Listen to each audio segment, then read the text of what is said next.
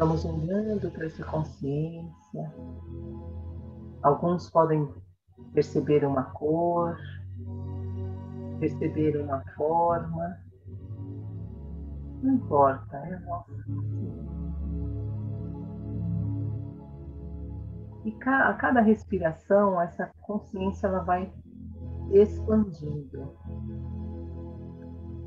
Expandindo cada vez mais. Expandindo, envolvendo, atingindo ao todo que está ao nosso redor. Ela se espalha como um pequeno sol. Com seus raios, ela vai expandindo completamente. Nessa expansão, ela vai entrando em contato com o belo, com toda a beleza que existe nas formas, nas cores, na natureza. A nossa consciência se expande de tal maneira que nós saímos do planeta Terra. Já estamos observando as estrelas e outros planetas. Nessa expansão, nós percebemos um silêncio maior, onde acontecem as criações, aonde existe uma consciência suprema, da qual todos estamos conectados. E nós chegamos a esse lugar, a essa presença maior, com muita humildade. E recebemos dele o que nós necessitamos para a nossa consciência e para os nossos demais corpos. E assim, no sinal de reverência, nós vamos com a nossa consciência retornando aos poucos, percebendo a nossa respiração, percebendo que a nossa consciência vai retornando calmamente, até ela voltar completamente até o ponto de partida, que é exatamente entre as nossas sobrancelhas. Novamente, essa consciência está em contato conosco. Ela agora entra nessa nossa forma física. E ao entrar nessa forma física, nós fazemos uma respiração profunda.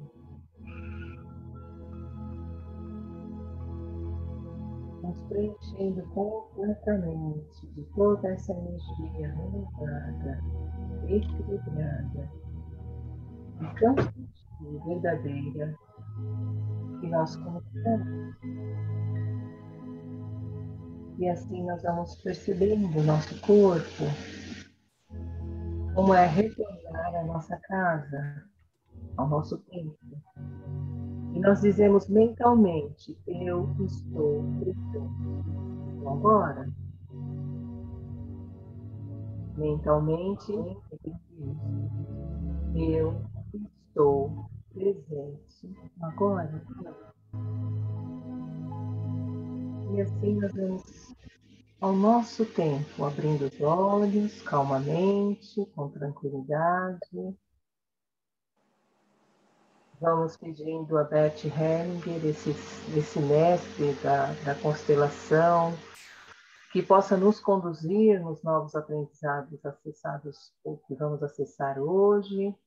Vamos percebendo também a nossa mãe aqui do nosso lado esquerdo, e toda a ancestralidade, o nosso pai do nosso lado direito, e toda a ancestralidade. E nós trazemos também a foto do nosso pai e da nossa mãe, porque nos acompanham e estão conosco em cada movimento que fazemos. A minha mãe Geralda e meu pai Domingos. A mãe da Ângela, a Sarinha, e o papai Rogério. E a Ângela, bebezinha de 1 ano. Convido vocês, meus queridos, que vocês tragam o papai e a mamãe e toda a ancestralidade, pois todos os que eu vejo que estão aqui, eu enxergo esses pais através de cada olhar, de cada fala de vocês. Gratidão. Tudo bem, Rô. Pronto. Vou compartilhar a tela aqui. Oi, Meire. Oi, Thaís. Tudo bem? A Bruna, que chegou. Boa noite, tudo bom? Tudo bem, você? Tudo. Boa noite, gente. Boa noite. Oi, pessoal, boa noite, tudo bem? Boa noite. Bom, vamos relembrar as regras para participar desse lindo grupo que nós somos. Regras para participar do sorteio da constelação. Aqui a Ângela colocou ao final da leitura, mas nós estamos agora com uma proposta de, a cada vez que a gente muda a ONG que a gente vai contribuir, a gente vai fazer um sorteio entre todos que estão participando aqui e que vão seguir as páginas, as nossas páginas, e marcar os amigos, tá bem? Tá vendo aí, Rô? Vocês estão vendo a tela? Sim, tá? agora. Ah, tá. Sim, Desculpa. Regras para participar do sorteio da constelação. No dia 12/11, a gente já vai sortear. A Ângela sorteará uma pessoa que ela vai atender e eu vou sortear uma outra pessoa. Seguir o nosso perfil Ângela Fuga, _ consteladora, e RB Constelacão, _ Access. Curtir e marcar 2 pessoas no post do convite. E o convite é aquele que já está na nossa página, se referindo à ONG Jardim das Borboletas. Nas 2 páginas, tá? Vamos supor que você marcou 2 convidados na página da Ângela, vai participar do sorteio com ela e também vai marcar outras 2 pessoas na minha página também para participar do sorteio comigo, porque são dois atendimentos separados. Autorização de imagem, todos estão de acordo com a gravação do programa. Quem não concordar é só fechar a câmera, tá bom? Que aí não sai e só fica o áudio aberto. Convidem mais pessoas para se juntar ao nosso grupo de estudos. Falar das doações da ONG Jardim das Borboletas até o dia 11. Então, dia 11 é o último dia que a ONG estará recebendo as contribuições, que a gente sabe que está acontecendo. E a próxima casa, a próxima ONG que a gente vai colocar é a Casa do Caminho, que é do CEF Ipiranga. Tá bom?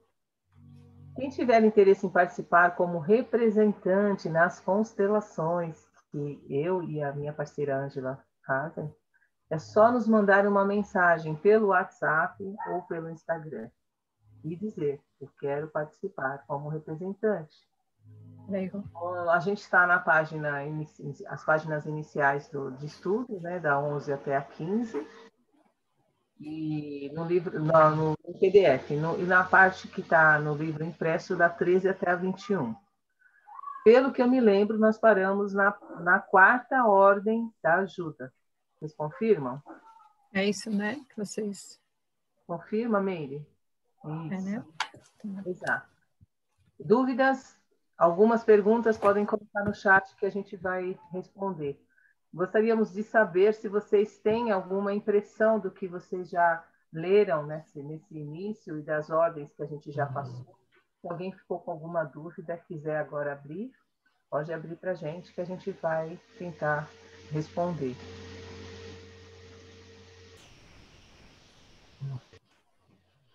Ou, se vocês quiserem, podem colocar no chat que está aberto já. Ângela, tem como tirar esse número daqui do chat que ficou, né? Não, Não? Eu posso fazer uma pergunta, desculpa atrapalhar. Imagina, Bruna, pode falar. Nas 2 últimas semanas, que foi, eu acho que quando começou, né, eu tive 2 reuniões que eu acabei não conseguindo assistir. Tem algum lugar que eu consiga encontrar esse material? Sim. Estão, Sim, estão no Instagram, estão na nossa página no Instagram, já como aula 1 e aula 2. Tá bom, muito obrigada.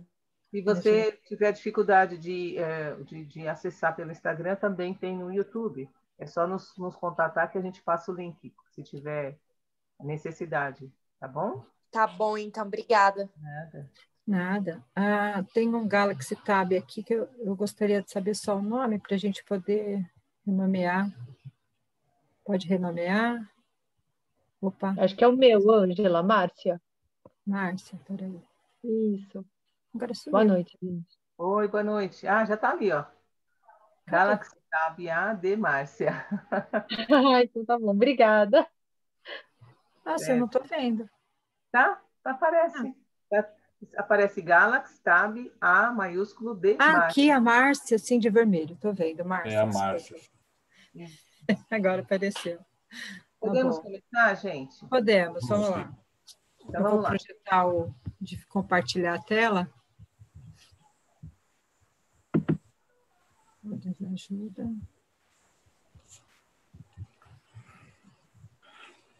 Vou colocar aqui para o cantinho. Maximizar. E para a página.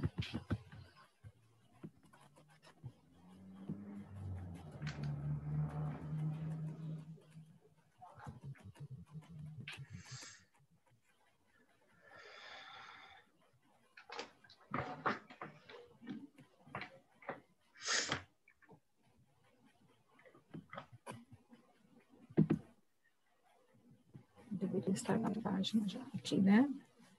Quarta. A gente vai para a quarta ordem, né, gente? Ok. Para quem está chegando agora, a gente vai projetar os livros, né? Projetar o livro, mas assim que possível, eu acho que é uma boa aquisição comprar esse livro, tá bom? Assim, quem puder, isso. Muito bem, Meire, chegou, né? Chega rapidinho. Meu, chegou rapidinho também.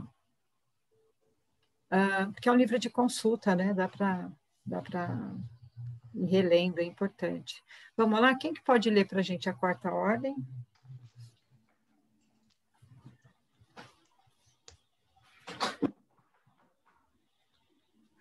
Eu posso ler. Oi, Ivan, obrigada. Posso começar? Pode sim. Quarta ordem da ajuda. Sob a influência da psicoterapia clássica, muitos ajudantes, frequentemente, encaram seu cliente como um indivíduo isolado. Com isso, também ficam facilmente em perigo de uma transferência da relação entre pais e filhos. O indivíduo é parte de uma família.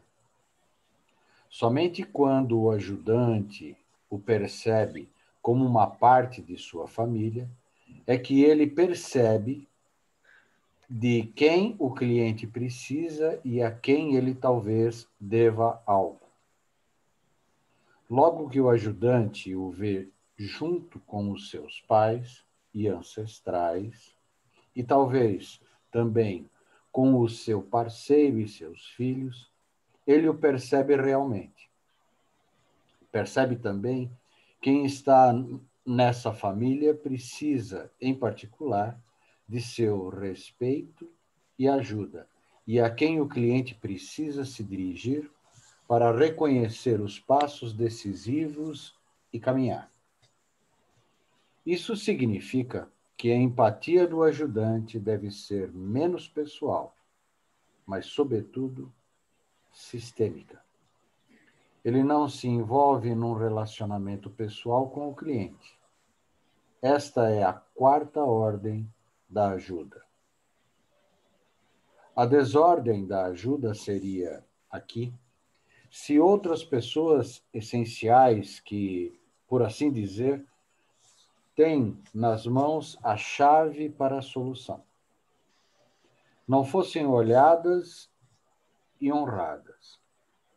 A elas pertencem, sobretudo, as pessoas que foram excluídas da família. Por exemplo, por que os outros se envergonham delas? Também aqui, o grande perigo é que essa empatia sistêmica seja sentida como dura pelo cliente, principalmente por aqueles que fazem reivindicações infantis ao ajudante. Pelo contrário, aquele que procura... Agora eu não consigo ler mais. Dá para levantar um pouquinho? Desculpa. Vamos lá. Opa, deu. Aquele que procura uma solução de maneira adulta sente o procedimento sistêmico como uma libertação e uma fonte de força. É isso. Muito bem. Eu acho que eu vou retomar aqui. Alguém tem alguma dúvida com relação à quarta ajuda?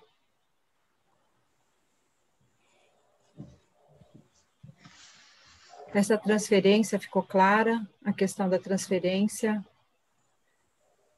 Quando um terapeuta ele trata nessa relação, o que ele fala de transferência, o Bert fala de transferência aqui, é quando, por exemplo, um terapeuta ou um ajudante pode ser um enfermeiro, um assistente social, um psicólogo, um psicanalista, uma pessoa que de alguma forma atende essas pessoas, ajuda essas pessoas, presta alguma assistência para essas pessoas, não olha para essa pessoa como um ser que está envolvido num sistema, porque aqui ele fala, né, ó, a empatia desse ajudante tem que ser menos pessoal, ela tem que olhar para... Por isso que a gente tem esse exercício, né, de trazer foto de mãe, de pai, porque a gente não está sozinho, né?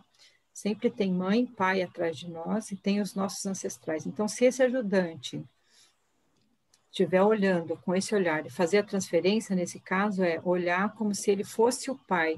Então, ou quando o assistente ou assistido, ele olha para esse terapeuta, para esse ajudante, como se ele fosse pai, e faz reivindicações como se esse fosse os pais. Porque os pais são os que dão, né?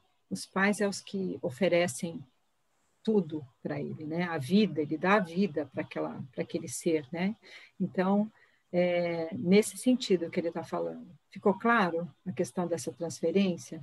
E não é pessoal. Sempre que a gente for olhar, de agora em diante, todas as pessoas que você for ajudar, de alguma forma, você tem que olhar para ela mentalmente, imaginar a mãe dela e o pai dela. Mesmo que você não conheça os pais, mesmo que a própria pessoa não conheça os pais.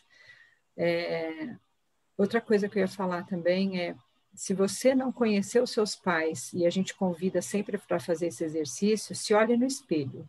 Quando você olha no espelho, 50% do seu pai está lá e 50% da sua mãe está lá. Então, nunca vi minha mãe, nunca vi meu pai, porque isso pode acontecer mesmo, né? A orientação é que o Bert ele sempre vai olhar os pais biológicos, né? Aqueles que trouxeram a vida àquela pessoa. Então, vamos supor, a pessoa vai olhar o pai, a mãe. Eu não conheço meu pai e minha mãe, mas se você se olhar no espelho, você vai poder cada dia se reconhecer e reconhecer aquele pai. Então, aos poucos, você vai trazendo a imagem, né, e a presença dessa mãe e desse pai. E se você tiver pessoas que te proporcionaram essa vida, adotivos, né, pais adotivos ou avó, não sei quem criou, a gente sempre convida para entrar, né, colocar os biológicos e atrás os pais que proporcionaram essa vida. Então, aqui ele está falando assim, quando você for olhar alguém, quando você for ajudar, na prática, o que quer dizer isso na prática, essa quarta ordem? É olhar para a pessoa e falar, olhar para ela e olhar que ela não está sozinha ali. Ela tem uma mãe, ela tem um pai. Então, quem cuida dessa criança, quem cuida desse ser, quem cuida desse outro, dessa pessoa que você está olhando? Não é você. Quem cuida dela é a mãe e o pai. Você está ali como ajudante, apenas. Então, a gente tem que se colocar nesse lugar. Se a gente for ajudar como mãe e pai, a gente entra na arrogância que o Bert Hellinger chama, né? A gente entra na arrogância toda vez que a gente tenta entrar no lugar de mãe e de pai de alguém. E muitas vezes a gente faz isso, né? A gente ajuda como se a gente pudesse ser mãe e pai de alguém.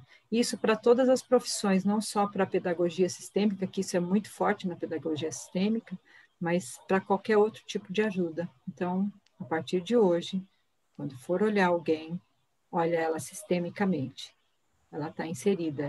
Eu dou exemplo do que é o sistêmico, né, para a gente entender. É como se a gente tivesse, imagina um relógio espalhado, né, as peças espalhadas em cima de uma mesa. A gente não consegue ver as horas naquele relógio, não é?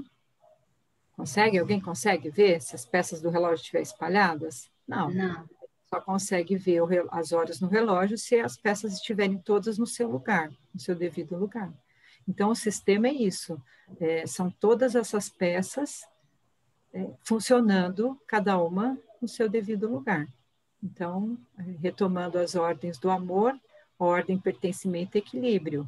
Tá bom? A gente fala isso nos vídeos anteriores, nas aulas anteriores, a Rosita explicou sobre isso, se vocês precisarem revisitar, tá bom? Ô, Ângela, Oi? isso cabe também, assim, para relacionamentos de casal, quando, por exemplo, quando tem aqueles relacionamentos que um não aceita a família do outro, né? Essa quarta ordem, ela entra nisso, nessa parte?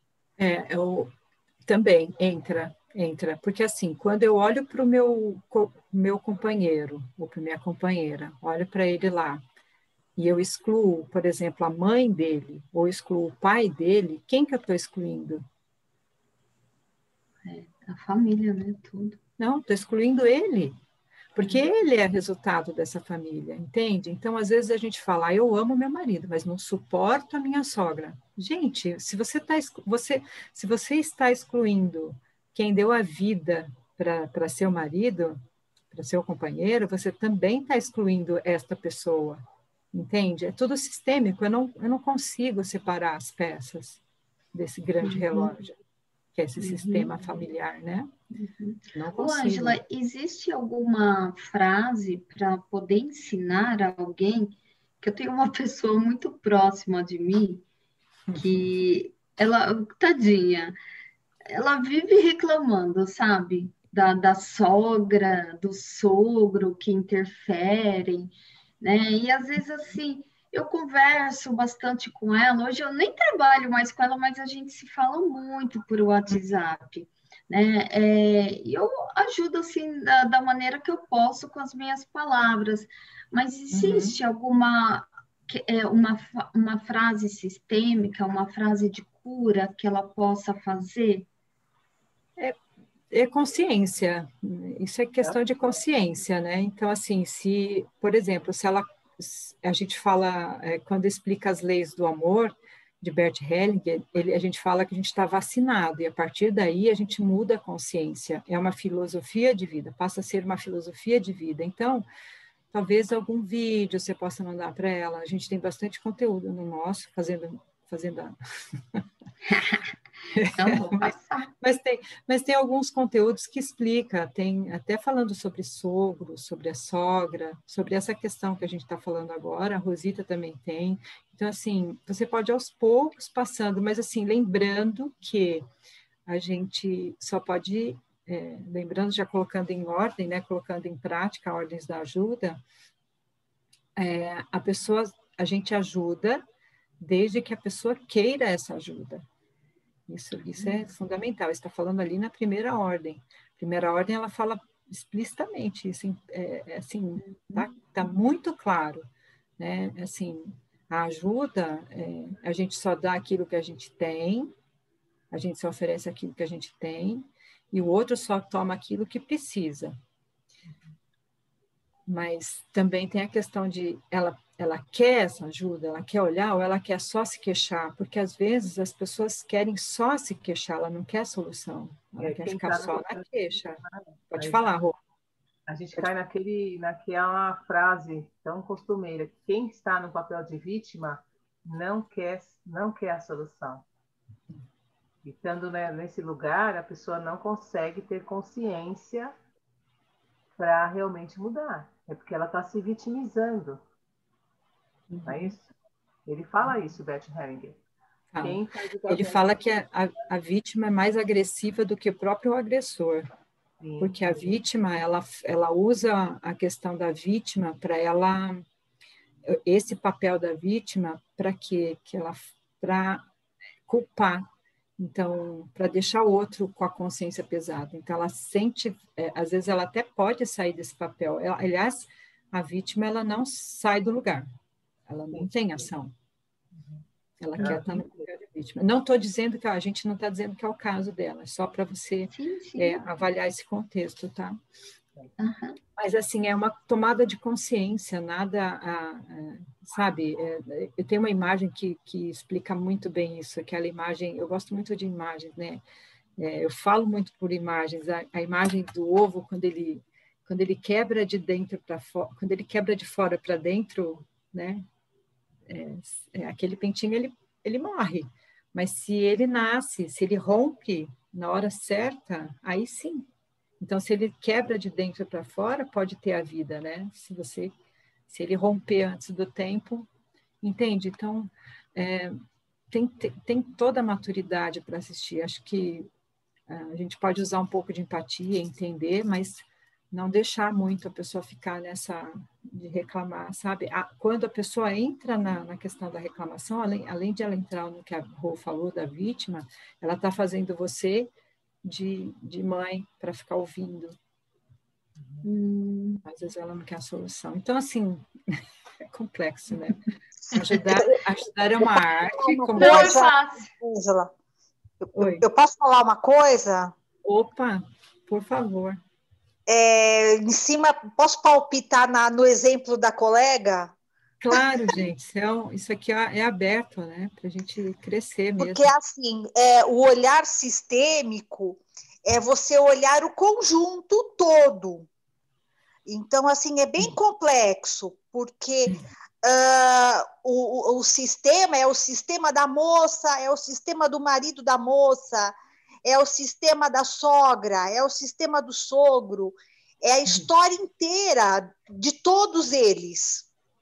Porque quando a gente ouve uma queixa, né, que até ele fala na quarta ordem, a gente tem uma tendência de olhar só a pessoa que está queixando. Só que a pessoa que está queixando, ela está inserida num sistema que é complexo.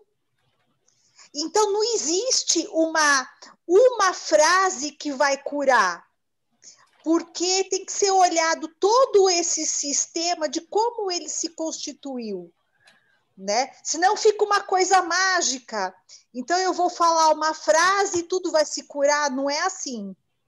Né? Então, o olhar sistêmico é você olhar o conjunto.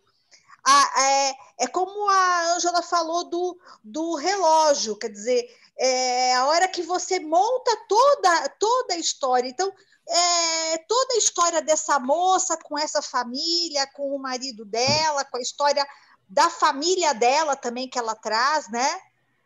Então, é bem complexo tudo isso. Não existe uma solução fácil, né? Mágica. Mas quando você tem essa consciência, porque eu acho que a constelação familiar, ela faz você ter uma visão totalmente diferente. Sim, né? sem dúvida. Então, você muda mesmo, você vê as coisas de um outro jeito. Verdade, Ana. Meire, tá claro, gente? Ficou alguma dúvida com relação? Obrigada. Não existe uma frase, existe o convite. Você pode convidar para participar do grupo de estudo, você pode convidá-la para assistir alguma coisa. Convidei, viu? Convidei. Então, o link. Isso. Você sabe que aparece. E tem esse despertar mesmo, né? De dentro para fora. Então, às vezes, a pessoa não quer. Muitas pessoas, elas ficam nessa órbita, né? Dessa reclamação e não querem sair disso. Então, verdade. Tá bom, é sempre obrigada. Nada, obrigada a você. Vamos lá. Aqui ele fala outro ponto interessante, deixa eu colocar aqui, que é outras pessoas essenciais, né? O que seriam essas pessoas essenciais? Na ordem do amor, o que ele fala do pertencimento? Alguém lembra? Ordem, a ordem aqui não é questão de ordem, é a questão de organizar, tá? Não é de mandar, é questão de organizar, de colocar ordens, né? Fluxo. É de que cada um tem o seu lugar, Ângela? De cada um tem o seu lugar e ninguém pode ser excluído. Então, às vezes, a gente olha só um e esquece, né? E o Bert, ele nunca fica do lado da vítima, né? Vítima, e ele sempre vai olhar para quem está excluído, para quem foi excluído. Esse é como é uma filosofia fenomenológica, né? A partir do que acontece, do fenômeno, daquilo que o fenômeno é aquilo que você observa, é aquilo que faz efeito, é aquilo que traz harmonia, que restaura aquele fluxo do amor. Então, as constelações, elas sempre vão fazer esse olhar de restaurar o fluxo do amor, tá certo? Esse convite, né? As constelações, elas organizam esse amor. O que mais? E aí, aí eu vou pedir para vocês fazerem me veio agora, tá, gente? Fazer um exercício bem rápido de fechar os olhos rapidamente. Fechem os olhos. Respira profundamente. Peça para que a sabedoria do inconsciente traga aquela pessoa da sua família que foi excluída, porque envergonharam vocês ou seus antepassados.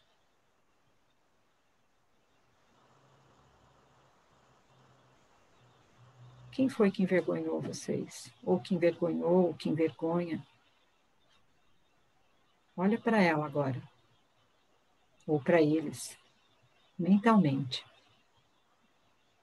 Diga assim: eu vejo vocês. Pode ser audível. Som audível. Eu vejo vocês. Isso. E eu te dou um lugar. No meu sistema. No nosso sistema. Perceba como é que você fica no corpo, no seu corpo. E como é que você vê essa pessoa. Se você a vê, como é que ela está? Ela sorri para você? Ela agradece? Muito bem. Respira fundo, pode voltar. Uma coisa simples, gente. Ninguém pode ser excluído. Vamos lá, vamos voltar, leitura. Você pode continuar, Ivan? Posso. Nós gostamos. Vamos lá, onde é que a gente parou aqui? Ia começar a quinta ordem, né? Vamos lá. Aqui. Então, vamos lá. A quinta ordem da ajuda. As constelações familiares unem o que antes estava separado. Neste sentido, está ao serviço da reconciliação, sobretudo com os pais. O que impede essa reconciliação é a diferenciação entre os bons e maus membros da família. Tal como fazem muitos ajudantes, sob a influência de sua própria consciência e sob a influência de uma opinião pública que está presa nesses limites dessa consciência. Por exemplo, quando um cliente deixa de seus pais, queixa de Queixa, seus, perdão, isso. queixa de seus pais sobre a circunstância de sua vida ou sobre seu destino. E quando um ajudante se apropria da visão desse cliente, ele está mais a serviço do conflito e da separação do que da reconciliação. Por isso, só alguém que dá imediatamente um lugar em sua alma à pessoa de quem o cliente se queixa pode ajudar a serviço da reconciliação. Dessa maneira, o ajudante antecipa na sua própria alma o que o cliente ainda precisa realizar. A quinta ordem da ajuda é, portanto, o amor a cada um como ele é, por mais que ele seja diferente de mim. Dessa forma, o ajudante abre-lhe seu coração, tornando-se parte dele. Aquilo que se reconciliou em seu coração também pode se reconciliar no sistema do cliente. A desordem da ajuda seria aqui o julgamento sobre outros, o que geralmente é uma condenação, e a indignação moral ligada a isso. Quem realmente ajuda, não julga. Posso continuar ou paramos aí? Não sei se vocês têm dúvida, gente. Querem parar? Mais uma vez o convite para não julgar. Esse é um exercício que a gente coloca diariamente. Isso é o maior aprendizado. E é uma coisa que está enraizada na nossa cultura. A gente olha, julga, rotula e condena muitas vezes. Então, a gente tem que ter mecanismos para parar de julgar. Então, perguntar, por exemplo, você julgou, olhou, julgou, rotulou. Acolhe esse julgador, que é você, porque também não adianta você ficar se condenando. E vai ressignificando isso. Deixa passar. Vem na mente, às vezes, fica atento. Veio na mente, acolhe e aquieta essa mente, tá bom? Então, a quinta ordem, então, é amor de cada um da forma como ele é. Então, a resposta, a Meire falou sobre, né, dessa reclamação, se você fosse a pessoa que tivesse, por exemplo, como ajudante dessa moça, a primeira coisa que a gente tem que fazer é acolher essa sogra, que é a pessoa que ela está reclamando. Então, alguém vem reclamar, por exemplo, de alguém, ou vem falar, a primeira coisa que a gente faz, vem reclamar do meu pai, veio reclamar da mãe, veio reclamar da esposa, vem reclamar, acolhe, olha para a pessoa que ela está reclamando, coloca no coração. Aí sim você pode ouvir com amor, sem julgar, tá bom? Essa é a prática, né? Pode ir, vamos lá, vamos continuar. A percepção especial. Para agir de acordo com as ordens da ajuda, é necessária uma percepção especial. O que disse sobre as ordens da ajuda não deve ser aplicado de modo rigoroso e metódico. Quem tentar isso, pensa ao invés de perceber. Ele reflete e recorre às experiências anteriores ao invés de se expor à situação como um todo e dela aprender o essencial. Por isso, essa percepção é tanto direcionada quanto reservada. Nessa percepção, eu me direciono a uma pessoa, entretanto, sem querer algo determinado, a não ser percebê-la interiormente, de uma forma abrangente, considerando a aproximação que deve ser realizada. Essa percepção surge do centramento interno. Nele, abandono o nível das reflexões, das intenções, das diferenciações e do medo. Eu me lembro para algo, eu me abro para algo que me toca imediatamente, a partir do interior.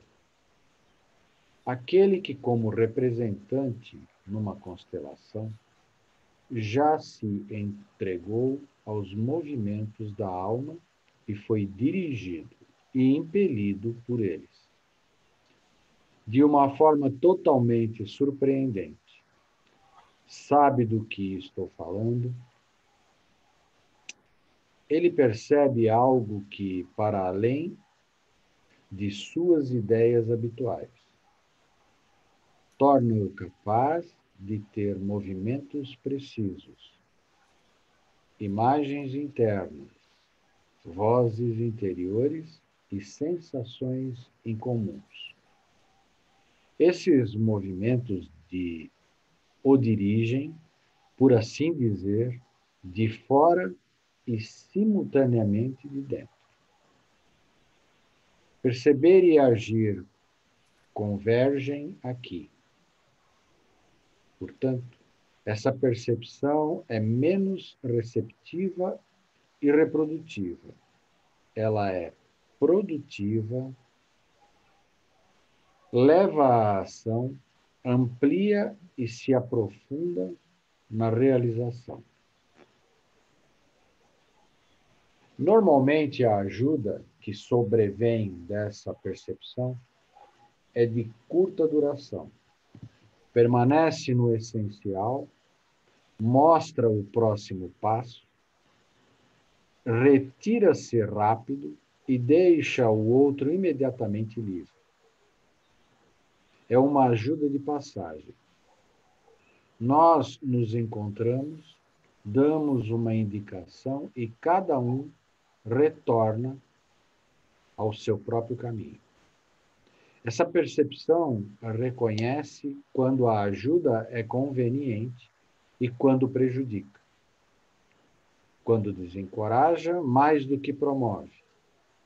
Quando é mais um alívio da própria necessidade do que servir ao outro e é modesta. Continuamos? Paramos? Pode continuar. Eu vou ler essa parte aqui. Pode ir, pode ir.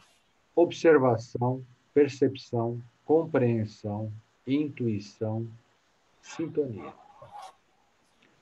Talvez ainda seja útil descrever aqui as formas diversas de conhecimento, para que, quando ajudarmos, possamos recorrer e escolher, dentre elas, a maior gama de possibilidades.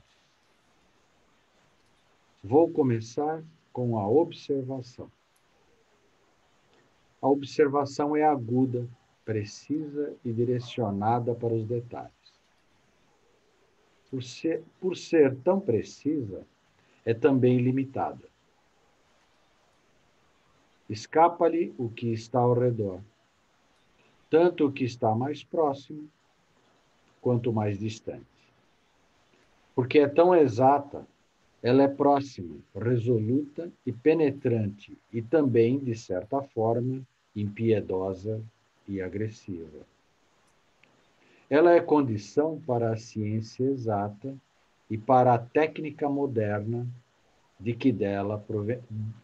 que é dela proveniente. A percepção é distanciada, precisa da distância. Ela percebe simultaneamente várias coisas, abrange com a vista, ganha uma impressão do todo, vê os detalhes e ao redor e no seu lugar. Entretanto, no que diz respeito aos detalhes, ela é imprecisa. Este é um lado da percepção. O outro é que ela entende o observado e o percebido. Ela entende o significado de uma coisa ou de um processo observado e percebido. Ela vê, por assim dizer, por trás do observado e percebido. Entende o seu sentido. Portanto, acrescenta-se à observação externa e à percepção uma compreensão. A compreensão pressupõe observação e percepção.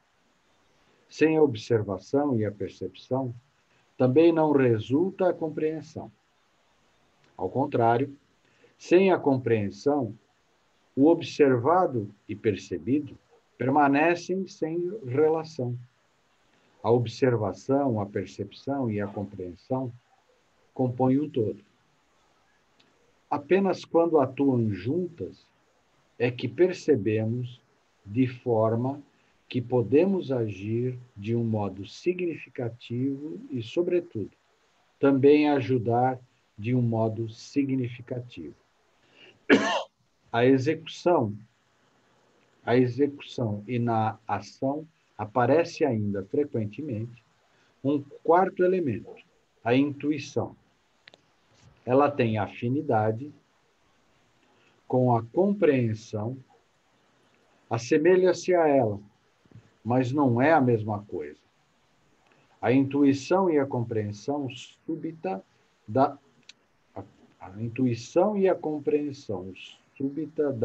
próxima ação a ser realizada. A compreensão é muitas vezes geral, entende todo o contexto e todo o processo. A intuição, pelo contrário, reconhece o próximo passo e por isso é exata. A relação entre a intuição e a compreensão é semelhante à relação entre a observação e a percepção.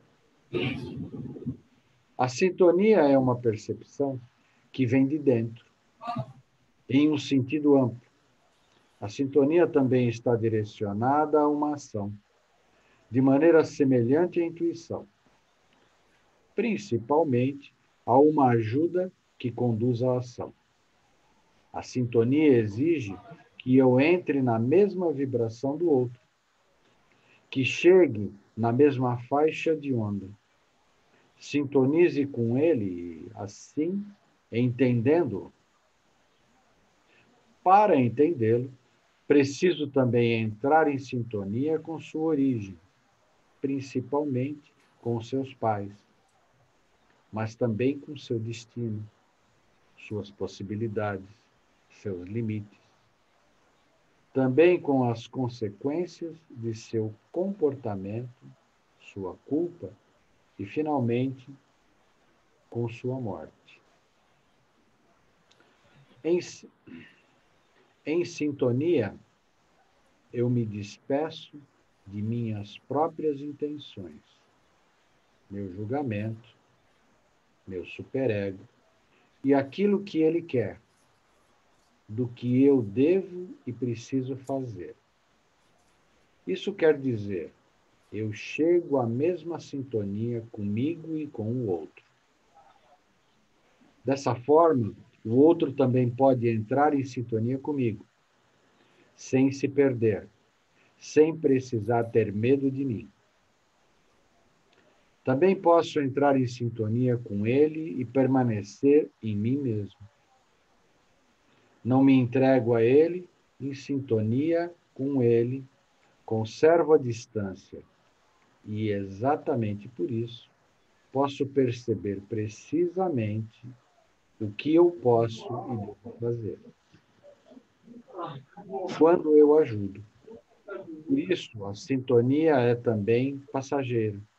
Dura somente o tempo que dura a ação que ajuda. Depois disso, cada um volta à sua vibração especial. Por isso, não existe na sintonia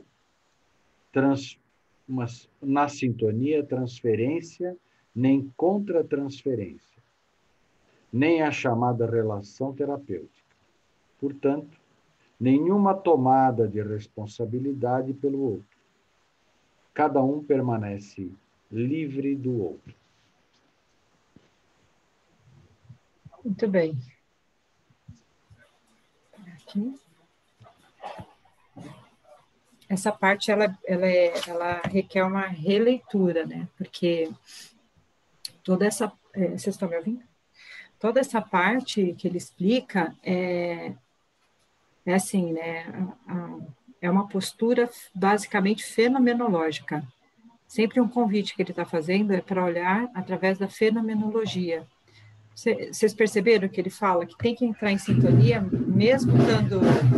Peraí, que tem um vizinho. Um momento aqui.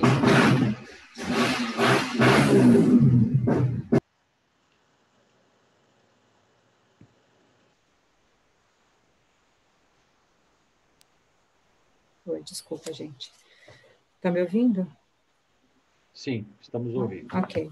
Então, qual que é essa postura interna que ele explica? Quais são as características, né? Então, se a gente for olhar, ele pede um esvaziamento. O que é esse esvaziamento? Esse esvaziamento, ele não dura muito tempo também. A gente se esvazia, porque nas constelações a gente vai acessar algo que é chamado campo morfogenético, que a gente já explicou. Esse campo morfogenético são os campos das informações, onde estão contidas todas as informações desse clã, né? Então, o inconsciente coletivo que o Jung chama, o Bert Hellinger, ele denomina de campo. E Rupert Sheldrake fala campo morfogenético, então onde vem trazendo todas essas informações. Essas informações, quando você está na constelação, você se esvazia de si. Essa postura de fenômeno que ele está falando, esse esvaziamento, esse centramento. Então sem intenção, sem julgamento, sem conhecimento. A gente pode dizer que até teoricamente, sem aquele amor, né? Não é aquele amor que fala que vai abraçar, consolar, lastimar, ou ter pena do outro. Então, eu olho para o outro com dignidade, eu olho para o outro com respeito. E eu não... A palavra, por exemplo, tadinha, a gente usa muito, não é? Usa ou não usa? A gente olha para o outro e fala, ai, tadinho. E o que eu faço quando a gente olha para o outro como coitadinho? Alguém consegue? Eu olho... Tira a força, né? Forma também. Eu tiro a força, eu estou diminuindo, eu o quê, Van? Você está julgando a pessoa, você está... Julgando. Está julgando. E como olhar com esse olhar de compaixão, sem olhar com esse olhar de tadinho? Para que eu possa fazer algo. Olhar com o outro com dignidade. Ele dá conta das coisas. Se precisar de ajuda, você está ali para ajudar, você está disposto a dar aquilo que você pode, dentro do seu limite. Entende? Então, na prática, é olhar o outro com respeito. Não é porque eu não vou... Então, assim, são vocabulários, né, que a gente tem no dia a dia, que a gente vai começando a trazer para o consciente, né? O que é essa postura que ele está falando aí, que o Ivan leu agora para a gente? Essa postura básica que tem que ser incorporada no nosso dia a dia, de ajudante, que é a postura básica fenomenológica, que é interna, o que ele quer dizer desse esvaziamento, desse centramento, de sem intenção, de sem julgar, e de olhar o outro num contexto de sistêmico. O Bert, ele fala que não existe criança, quando a gente eu e Rosita estudamos também a parte da pedagogia sistêmica, não existe criança ruim. Não existe criança ruim. Às vezes a gente julga, olha, ele diz, não existe criança ruim. E olha que Bert, ele ficou 16 anos como missionário na África, coordenando, além de pedagogo, filósofo, ele coordenava essas escolas na África. Então, quando fala não existe criança ruim, é porque às vezes as crianças estão repetindo esses comportamentos, né? E isso é sistêmico. Então, esse ajudar, tá claro, esse ajudar, essa essência de ajudar o outro, com essa postura fenomenológica, se esvaziar, é tudo treino, gente. É tudo questão de treino. A gente está estudando, qualquer faculdade, qualquer arte, a gente tem que estudar e tem que colocar em prática. Fala, Rô, quer acrescentar? Ia falar para ler depois, num momento que seja bom para vocês, para ler essa parte que fala da observação, da percepção, da compreensão, da intuição, que vale muito a pena, tá? É uma Porque releitura, sim. essa parte é muito importante, porque se a gente não consegue observar, não consegue sintonizar, não consegue fazer esses movimentos, a gente talvez não esteja nesse caminho próspero de ser um ajudante assertivo. E aí a gente tem que fazer alguns ajustes. E como a gente está ainda se fazendo nesse percurso, porque, como eu falo para a Ângela, cada vez que a gente faz uma constelação, é um aprendizado. Verdade. É um aprendizado só para as pessoas que estão participando? Não. É um aprendizado sistêmico. Todo mundo está aprendendo junto. Sim. Isso é uma coisa fenomenológica também. E a gente vai levar também para o nosso sistema. Então, na verdade, o ajudante, quando essa parte toda da tomada de consciência, dessa postura, o ajudante vai começar a fazer esses movimentos com mais consistência e vai colher melhores resultados. É isso. Essa ajuda hellingeriana, que a gente chama, né, que vem de Bert Hellinger, essa ajuda hellingeriana, ela exige realmente essa sensibilidade e essa prática constante, de esvaziar, de não julgar, de olhar sistemicamente.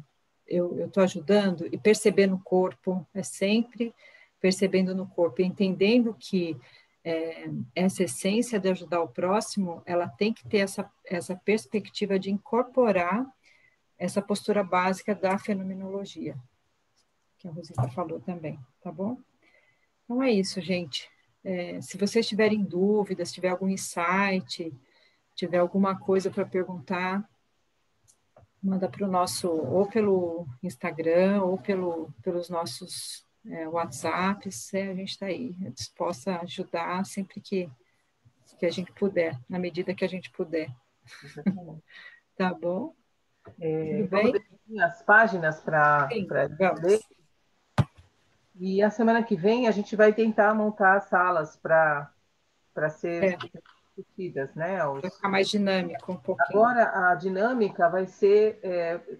são alguns casos que ele traz para a gente ter esse entendimento do olhar do ajudante.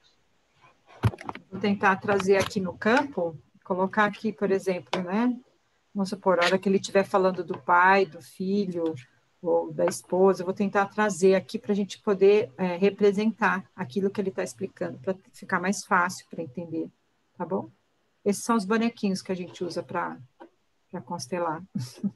Meninas, eu tenho uma dúvida que não é sobre o conteúdo de hoje, é sobre